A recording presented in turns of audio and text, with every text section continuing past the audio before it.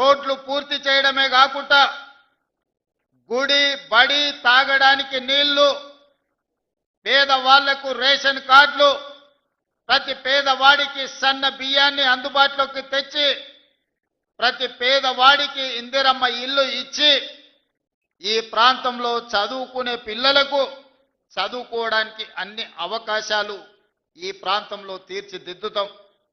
చదువుకున్న నిరుద్యోగ యువకులకు ఉద్యోగ ఉపాధి అవకాశాలు కల్పించడానికి ఒక పెద్ద పారిశ్రామిక వాడను, ఒక ఇండస్ట్రియల్ పార్కును మన దగ్గరనే అభివృద్ధి చేసుకుందాం. మన ప్రాంతంలో చదువుకున్న ప్రతి వాళ్లకు చదువు నేర్పడమే కాదు, చదువుకున్నోళ్లకు ఉద్యోగ ఉపాధి అవకాశాలు ఈ రోజు కొడంగల్ శాసనసభ నియోజకవర్గంలోనే మనం ఏర్పాటు చేసుకొని దేశంలోనే ఒక మోడల్ కాన్స్టిట్యున్సీగా మన శాసనసభ నియోజకవర్గాన్ని అభివృద్ధి చేసుకుందామని చెప్పి మీ అందరికీ తెలియజేస్తున్నా. మిత్రులారా, వేదిక మీద ఉన్న మా మండల స్థాయి నాయకులు నేను లేనప్పుడు వాళ్ళే రేవంత్ రెడ్డిలై ఇక్కడ పార్టీ కార్యక్రమాలు, ప్రభుత్వ సంక్షేమ పథకాలను అమలు చేసే వాళ్లకు, ఇక్కడ గెలిచి వచ్చిన మా సర్పంచులకు, మా సోదరిమణులకు అందరికీ నా సూచన, ఎన్నికలు ముగిసినాయి, ఇక రాజకీయాలు లేవు. ఎన్నికలు వచ్చినప్పుడు, ఎన్నికల్లో పోటీ చేసినప్పుడే రాజకీయాలు, పార్టీలు, పంతాలు.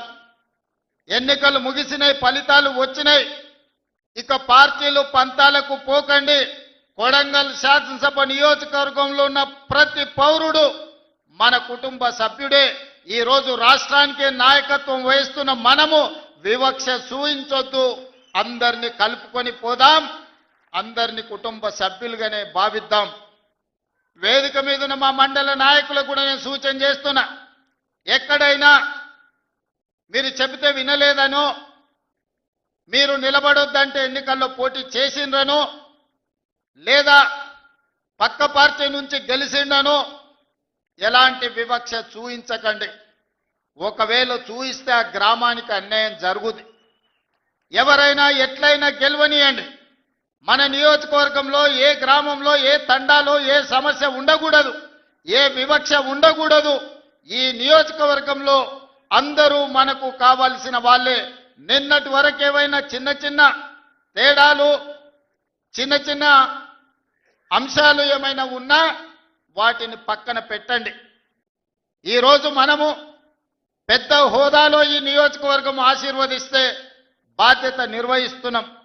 పెద్ద హోదాలో మనం ఉన్నప్పుడు పెద్ద మనసుతో మనం వ్యవహరించాలి. చిన్న చిన్న విషయాలను, గ్రామ కక్షలను పెంచి పోషించకూడదు. గ్రామ కక్షలకు వ్యతిరేకంగా గ్రామాల అభివృద్ధికి పాటు పడే విధంగా ప్రతి గ్రామానికి, ప్రతి తండాకు రోడ్డు, గుడి, బడి, నీళ్ల ట్యాంకు, చదువుకోవడానికి పిల్లలకు విద్య, వైద్యాన్ని అందించి ఈరోజు మనము ఉన్నతమైన నాణ్యమైన సేవలను ఈరోజు మనం ప్రజలకు అందించాలి. ఈరోజు నేను ఒకవేళ సమయం పూర్తి స్థాయిలో మీ దగ్గరికి రాలేకపోయి ఉండొచ్చు, కానీ నాకు తెలియని విషయం లేదు. 10 సంవత్సరాలు గెలిచినా ఓడినా మీ మధ్యలోనే ఉండి ప్రతి గ్రామం తిరిగిన, ప్రతి గ్రామం పేరు, ప్రతి తండా పేరు, ఆ గ్రామంలోనూ ఆ తండాలోనూ ఏ పార్టీకైనా మీరు పని చేసినా ఆ పార్టీ నాయకుల పేర్లు నాకు సంపూర్ణంగా తెలుసు. అందుకే 2009 నుంచి 2023 వరకు ఎక్కడ నిలబడ్డా, ఎక్కడ గెలవడానికి అవకాశం ఉన్నా మళ్ళీ ఇక్కడికే వచ్చి మీ మధ్యలోనే ఉండి ఇక్కడే ఎందుకు పోటీ చేసినా అంటే ఇది నా కుటుంబము, ఇది నా సొంత ప్రాణంతో సమానము. అందుకే కొడంగల్ శాసనసభ నియోజకవర్గం నుంచే తిరిగి ఎన్నికల బరిలో దిగిన.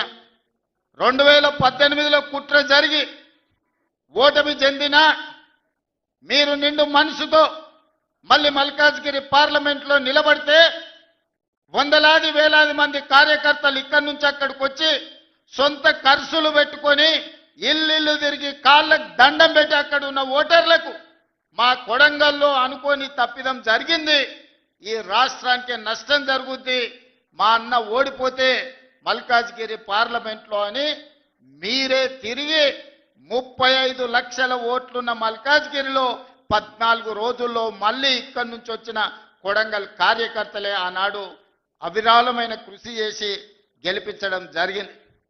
కృతజ్ఞత తీర్చుకునే అవకాశం వచ్చింది.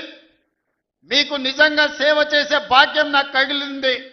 ఈ రోజు నేను అనుకుంటే ఏదైనా చేయగలిగిన స్థాయిలో మీ ఆశీర్వాదంతో నేను ఉన్నా. ఇంతకంటే పెద్ద పదవి వచ్చేది లేదు, ఇంతకంటే మంచి అవకాశం దేవుడు ఇచ్చేది లేదు.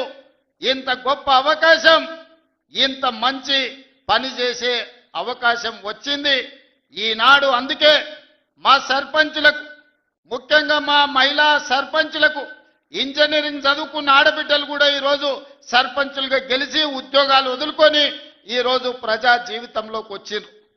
వాళ్ళందరికీ నా సూచన ఒక్కటి,